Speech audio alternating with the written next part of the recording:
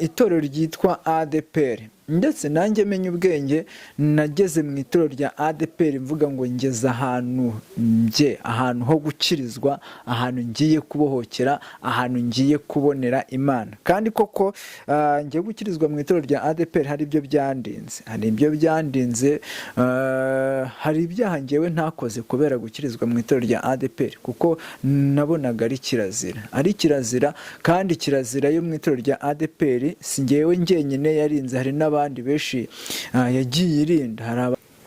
Ndabyibuka abapasiteri bo mu itorero rya ADEPR bari bazwiho yuko aribo bantu bambara inkweto igahengama, bazwiho kugira utumarete twashaje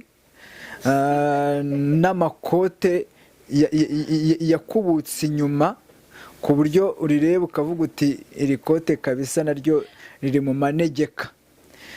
Ariko nanone abantu bakabubahira yuko bari mu Imana, babubahiraga yuko barimwo Imana, kuko nk'umuntu iyo yafatwaga n'amadayimoni bahitaga bavuga ati mumujyane muri ADEPR. Ngere mbisubiremo, ADEPR ya kera siyo y'ubu ngubu. ADEPR yirukanaga abadayimoni mu bantu, abadayimoni bakagenda bavuza induru, ntabwo ariyo y'uyu munsi. ADEPR yasengeraga indwara zananiranye zigakira, ntabwo ariyo y'uyu munsi. ADEPR yari ifite abakobwa barinze agakiza kabo. ADEPR yari ifite abasore barinze agakiza kabo. ADEPR yuzuraga umwuka wera, igatunga abahanuzi, igatunga abavugabutumwa, igatunga abaririmbyi, igatunga abahanzi, igatunga abanyempano zigiye zitandukanye. Ntabwo ari uyu munsi.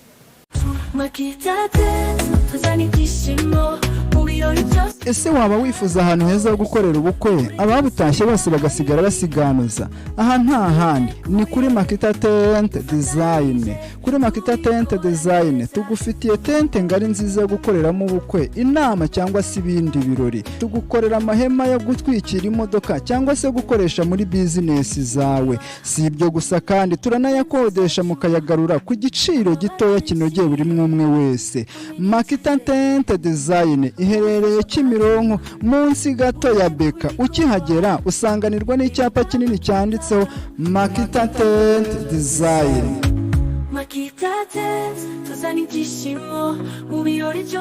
Yes, ndagushuhuje kandi nkwifurije amahoro, nkwifurije kugubwa neza, nkwifurije kuronka umugisha w'Imana, nkwifurije kwaguka, nkwifurije gukomera, nkwifurije gukira. Iyo mvuze gukira, mba mvuze gukira ku mafaranga, gukira indwara, gukira n'izindi ndwara n'ibindi byose bigiye bitandukanye. Nkwifurije guhabwa umugisha n'Imana. Niko ijambo ry'Imana rivuga ngo umugisha Imana itanga uzana ubukire ndetse n'icyubahiro, kandi umugisha Imana itanga burya nta mubabaro ijya yongeraho. Nge wumva ndi mwene so Ngoboka Miriam Theo, nguhaye ikaze tugiye kuganira.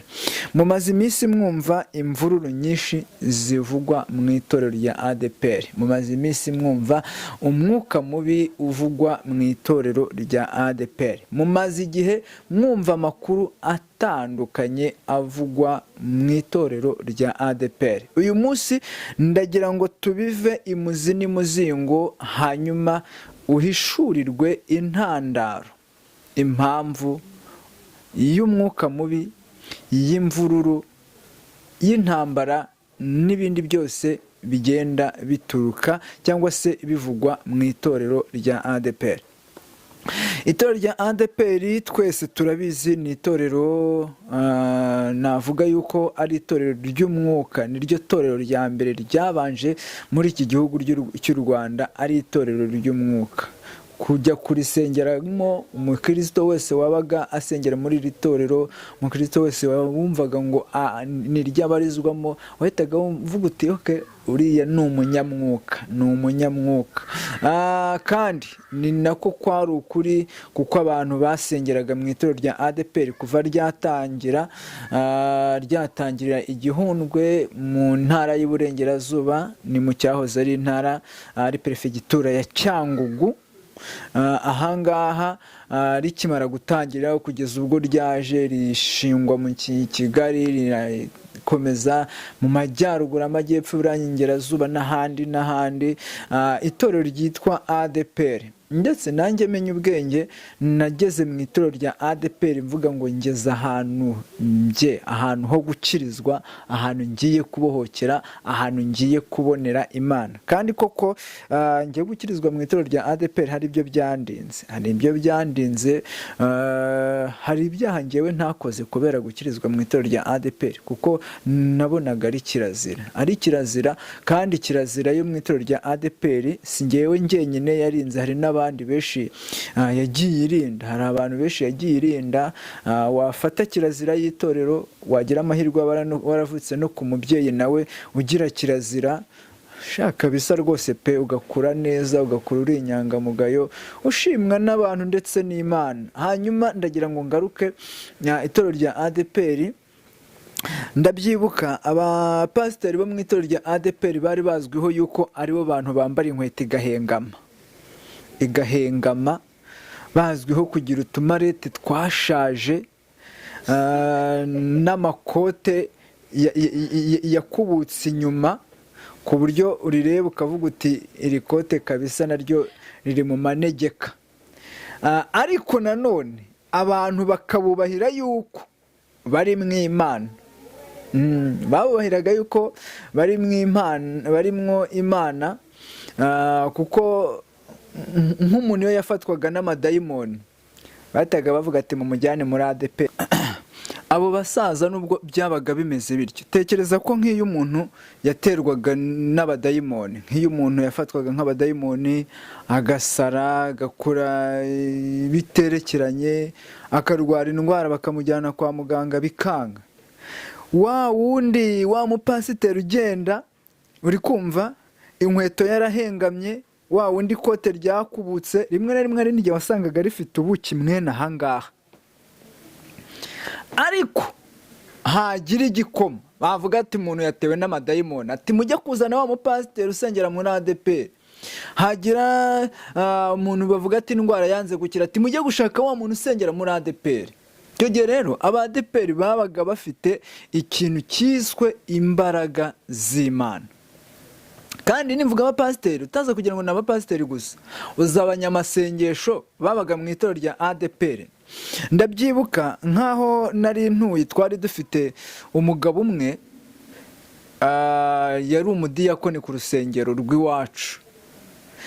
Iyo hari umuntu wabaga yatewe na dayimoni akavuga ngo mujye kuzana runaka, yageraga ku irembo akivuga gusa, abadayimoni bagahita batangira kuvuza induru bakirukanka bati aratumara, uriya afite umwuka wera w'Imana. Rero ADEPR ya kera siyo y'ubu. ADEPR yuzuraga umwuka wera, ADEPR yasengeraga abarwayi barwaye indwara zananiranye zigakira, ADEPR yari ifite abakristo ADEPR, reka nongere mbisubiremo, ADEPR ya kera siyo y'ubu ngubu. ADEPR yirukanaga abadayimoni mu bantu, abadayimoni bakagenda bavuza induru, ntabwo ariyo y'uyu munsi. ADEPR yasengeraga indwara zananiranye zigakira, ntabwo ariyo y'uyu munsi. ADEPR yari ifite abakobwa barinze agakiza kabo, ADEPR yari ifite abasore barinze agakiza kabo. ADEPR yuzuraga umwuka wera, igatunga abahanuzi, igatunga abavugabutumwa, igatunga abaririmbyi, igatunga abahanzi, igatunga abanyempano zigiye zitandukanye. Ntabwo ari uyu munsi. Mwibuke wenda hari abo mu gihe cyanjye cyangwa se n'abambanjirije hita wibuka nko ku rusengero rwa ADEPR rw'iwanyu. Ndibuka hari nk'ukuntu twajyaga tujya ADEPR yajyaga ikora nk'amavuna nke ku musozi, hari amakorasi yajyaga aterwa kuri ubu ataterwa. Ndagira ngo nze kukwereka imvururu, intambara, amatiku, umwuka mubi bitutumba muri ADEPR. Ndagira ngo nze kukwereka ngo bikomokahe. Rero mbere y'ibyo ndagira ngo manze nkwereke ADEPR ya kera. Icyakubwira ubu hari amakorasi atagiterwa. Hari nk'ikorasi yajyaga ivuga ngo vuza impandura ngurure hose, uri kumva? Wapi, ayo ntabwo akibaho. Hari ayandi avuga ngo turabura n'imbago z'abasogokuruza, twamaze kumenya neza aho zari zishinzwe, ntibishoboka ko zikomeza gushingurwa tureba. Wapi, ubu ntabwo ari zo mbago zikiburanwa muri ADEPR. Hari izindi mbago ndogo yangu, hari imbago za Dove hoteli, ubu nizo mbago zihari, twamaze kumenya aho zari zishinze imbago. Hanyuma hari ukuntu wajya kubona ukabona urukundo. ADEPR ni ryo dini ryari rifite abantu bafite urukundo, rifite abantu bafite urukundo. ADEPR ni ryo torero ryari rifite abantu ku rwego rw'uko umuntu yabaga yatewe n'amademoni cyangwa afite indwara, bakajya bajya ibihe bisimburana gusengera wa muntu kugeza igihe azakirira. Niwo mwuka wari uri muri ADEPR, nirwo rukundo rwari muri ADEPR, nibwo bukristo bwari buri muri ADEPR, niyo mpano, niyo mavuta yari ari mu itorero rya ADEPR. ADEPR umurwayi, ndibuka mu rugo papa na mama barwara, bigeze kurwara barwarira rimwe. Icyo gihe njye nari mfite imyaka ndatekereza ni 6. Bararwara bose bagendera rimwe, babajyana mu bitaro, bose bajya mu bitaro, babera mu bitaro umunsi umwe, baragenda bamarayo igihe. Ariko urukundo rwari ruhari icyo gihe muri ADEPR. Bamwe baraje bajya gushaka ibiti mu ishyamba, bahembera ibishyimbo, abandi baraza barabibagara, abandi baraza bahirira amatungo, abandi baza kuturaza. Urwo ni rwo rwari urukundo rwarangwaga mu itorero rya ADEPR. Nirwo rwari urukundo rw'abana b'Imana, nirwo rwari urukundo rw'abakristo, nirwo rwari urukundo Bibiliya bivugaho neza, iravuga ngo urukundo rwa kivandimwe, rwari urukundo rwa kivandimwe, kuko twese twari abavandimwe muri Kristo Yesu. Hanyuma uko iminsi yagiye ishira indiza, niko hagiye habaho kugenda habaho umwuka mubi. Uyu mwuka mubi muri ADEPR, uzi yuko nko mu itorero rya ADEPR nta murozi wabaga yakwinjirayo, ariko ubu dufite abantu benshi baza bakavuga ngo bandogeye mu itorero, bandogeye mu kidiyakoni, bandoze n'abaye umushyitsi kuri iri torero. Ubu kuri izi saha hari umuntu abarozi bahabuye kandi bamuhabura ari muri ADEPR, ku buryo utamubwira ati nywa amazi yahariya ku ruhimbi, akakubwira ati oya, amazi yo kuri ADEPR ntago nayanywa. Ibi byaje bite? Byinjiye bite? Byagenze gute? Inshuti mudukurikiye, twaje kwinjirirwa, kandi impamvu twaje kwinjirirwa, twaje kwifuza gusa n'ayandi mahanga. Tubonye andi madini ibyo akoze, natwe twifuza kubikora, kandi tubikora andi madini afite izindi ntego zo ubwabo bifitiye. Bituma urukundo twagiraga turuhindurira mu byo twebwe dukunze. Urukundo rwari urwa kivandimwe ruhinduka urwo gukunda amafaranga.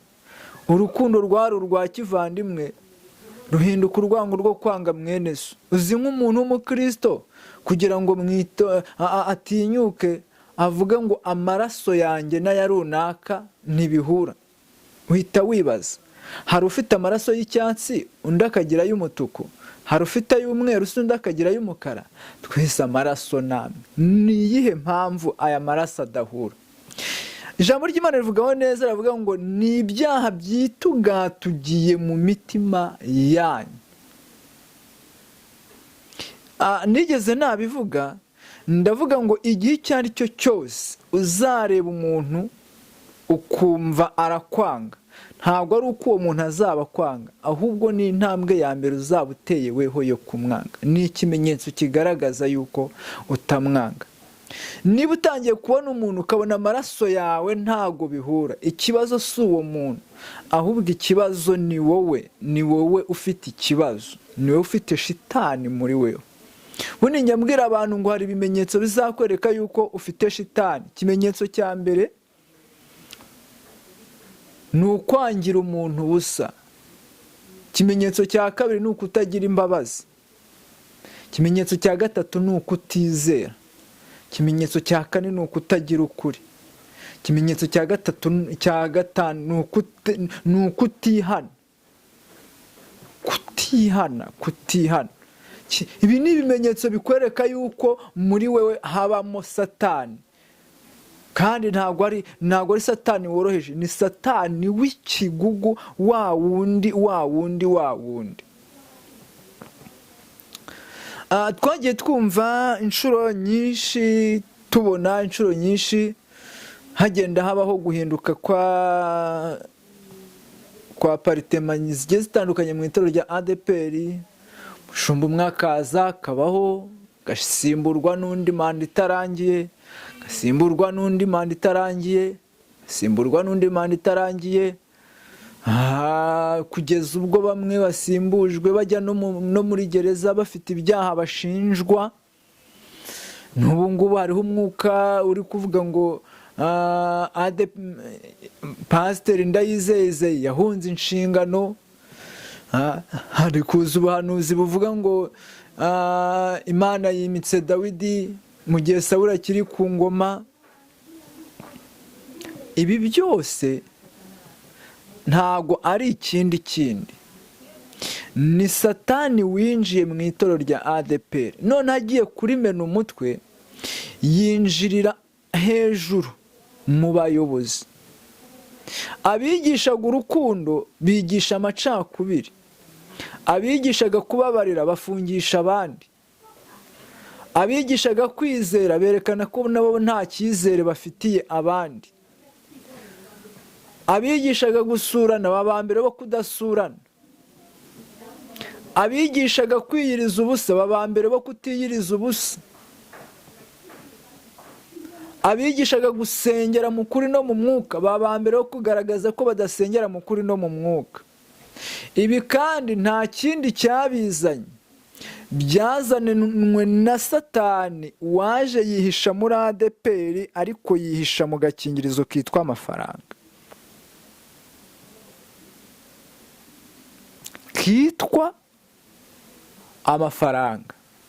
Niba ugira ngo ndakubeshya, hari urugo ujya kubona ukabona bakiri abakene bari bahuje, bari bakundanye, ariko uko bagenda bagira imitungo, umugabo agatangira kubona defo ku mugore, umugore nawe agatangira kubona defo ku mugabo.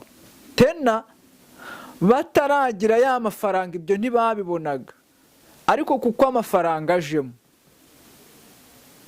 bihinduka intambara. Ikintu cya mbere gishenye, ikintu cya mbere kijengereje, ikintu cya mbere cyangije ADEPR ni ikintu cyitwa amafaranga. Amafaranga si mabi, ariko ukuntu witwaye mu mafaranga ni igishushanyo cy'uwuriwe. Icya kabiri gishenye ADEPR, urumva nkivuga ku mafaranga, kumva harazamo uriya hembwa menshi, uriya hembwa menshi, uriya bamushyize ku mudugudu utura menshi, uriya bamushyize ku mudugudu mubi, kugeza ubwo nke muri ADEPR hari nk'umwarimu washobora kubwira ati tuzakujyana ku mudugudu wahana, akavuga ati oya, ntabwo ari uko nahamagawe, niba mutandekeye muri iyi paruwasi ubuyobozi bwanyu mu bwihorere. Yes, kubera iki? ari kureba hariya akabona nta mafaranga ariyo, kureba hariya akabona nta kintu azasoromayo, kureba hariya. Kandi Yesu yavuze ijambo ryiza, aravuga ngo ngiye kujya mu ijuru, yaragiye kugenda abwira ngo mugende mu mahanga yose mubwirize ubutumwa bwiza, abazemera muzababatize mu izina rya Data n'iry'Umwana n'iry'Umwuka Wera. Ikibazo rero dufite kugeza ubu ngubu ni uko abantu batari kubwiriza mu izina rya Data n'iry'Umwana n'iry'Umwuka Wera, aribwo bari kubwiriza mu izina ry'itorero, uri kumva, mu izina ry'idini, no mu izina ry'abo bari bo, no mu izina ry'icyo bashaka. Ibintu nabyumvishe. Ababwirizabutumwa, abapasiteri n'abashumba muri ADEPR, ntago muri kino gihe, ntago ninza kubivuga ndagira ngo turebe ese ni iki cyakorwa kugira ngo ADEPR yongere igire umwimerere, twongere tuzure Umwuka Wera, twongere duhinduke abo kwifuzwa. Iyo ngiye kureba ibi bintu nge birambabaza, birambabaza. Ubizi isaha ntabwo u Rwanda rwakwifata ngo rwifuze gusa n'u Burundi, ariko ADEPR yifuje gusa n'ayandi madini. Ninza kubivuga mutaza kugira ngo ni ukundi kundi mvuze, ADEPR yifuje kugira dogitirine zisa n'izo mu yandi madini, kandi yifuza kuzigira nzite dogitirine, ingeso nk'izo mu yandi madini. Kandi rimwe na rimwe za ngeso nazo zitari nziza. Ari ingeso nziza nta kibazo, ari ingeso nziza nta kibazo. Nigarukire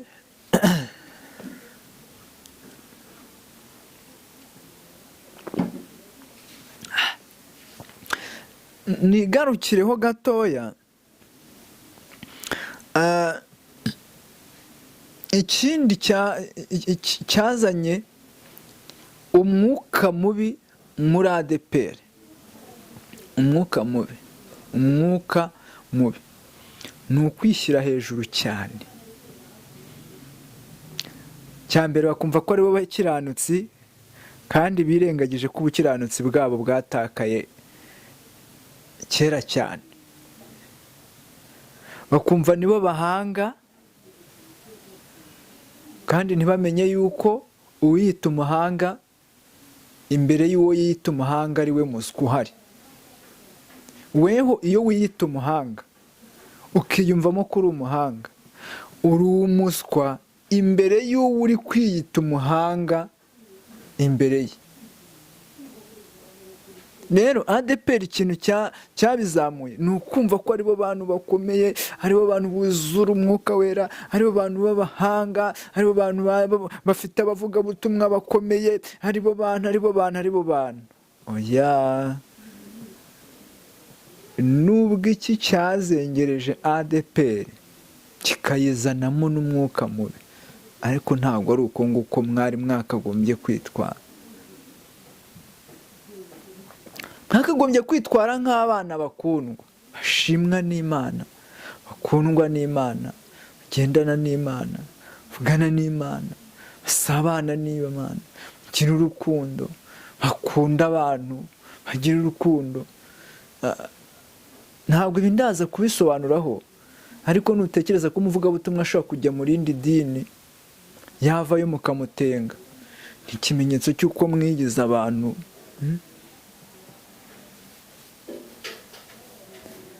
Kandi imbere y'Imana twese turareshya.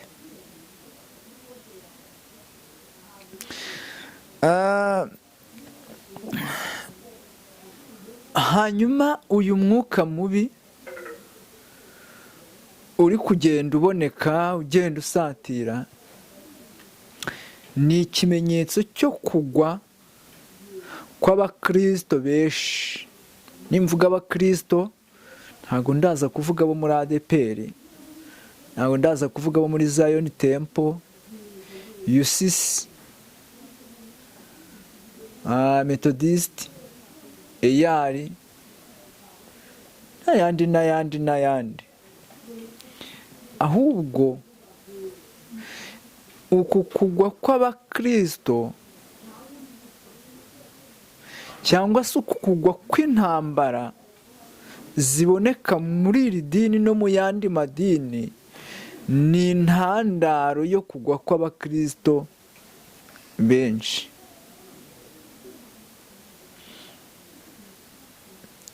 Ushobora guhita wibaza uti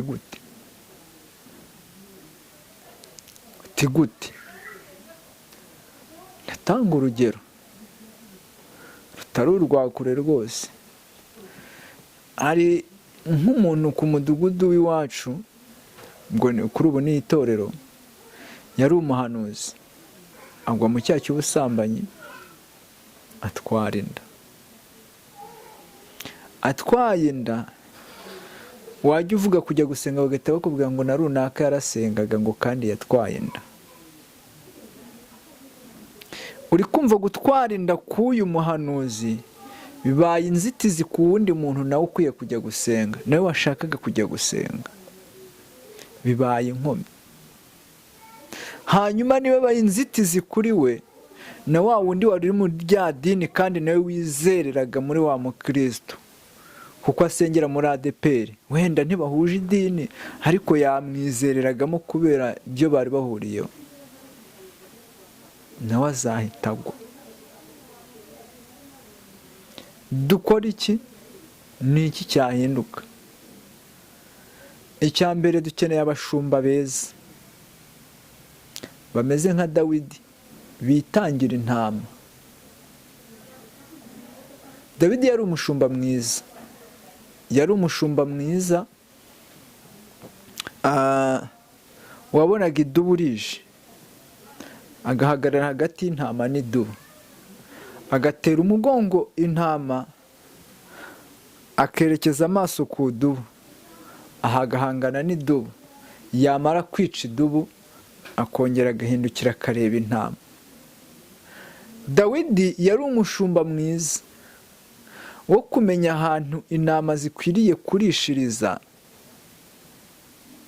kandi zikarisha neza kandi zigahaga.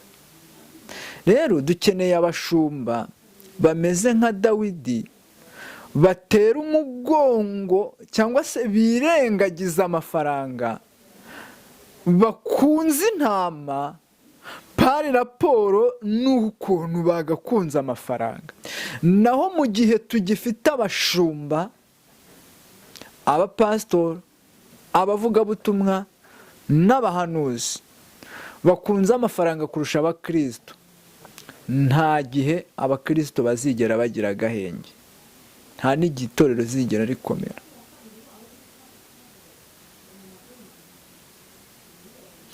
Dukeneye abashumba bameze nka Dawidi ku rwego rw'uko bakwemera bagahara n'ubuzima bwabo ariko bakitangira itorero. Njya mpamya ntashidikanya ko mu bintu Imana yashingiyeho ijya kugira umwami Dawidi ni uko yarebye urukundo yakundaga intama, ngahita ivuga ati uru rukundo nirwo azakunda abantu, kandi koko byaragaragaye. Ajya kwica Goliyati kugira ngo Abisiraheli babone amahoro. Dukeneye umushumba nk'uwo wo guhangana na Goliyati. Abo nibo bashumba dukeneye. Ntabwo dukeneye abashumba bo mu makote n'amakaruvati bazi kuvuga gahoro bitonze ariko ibikorwa bikavuga cyane kubarenza. No, ntabwo ari abo dukeneye. Ntabwo dukeneye abashumba bo kugendera mu modoka nziza tubaguriye ariko batashyigikira abana b'imfubyi.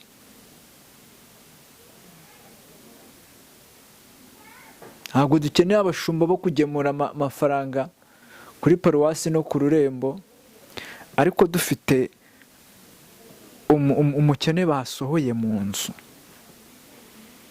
Ntabwo dukeneye abashumba bo kugemura icya 10, ariko dufite abantu baburaye. Ntabwo dukeneye abashumba bo kwakira amashimwe bagashyira mu makote nako mu nda zabo,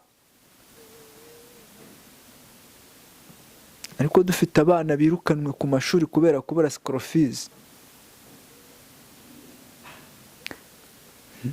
Ntabwo dukeneye abo bashumba,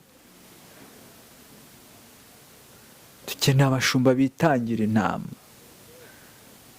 bitangira umukumbi, bamenye ibibazo by'intama,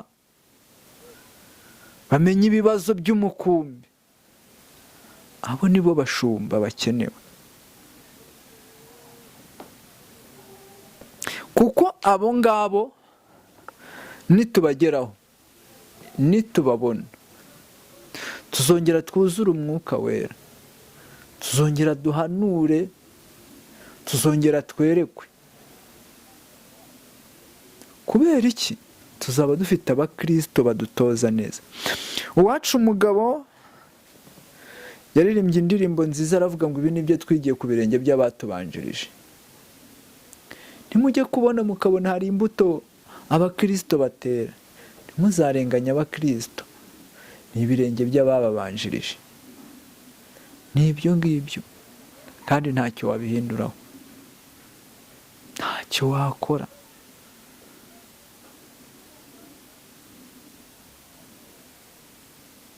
Turagira tuti, abantu barajya mu mwuka ati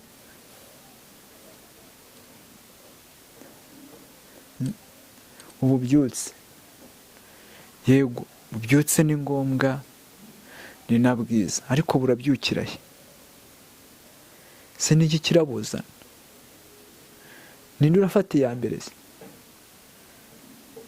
Njye nk'ubu namanura ububyutse nakubwira ntihera kuri wowe, aho uriho nabugira, hanyuma nanjye nigireho.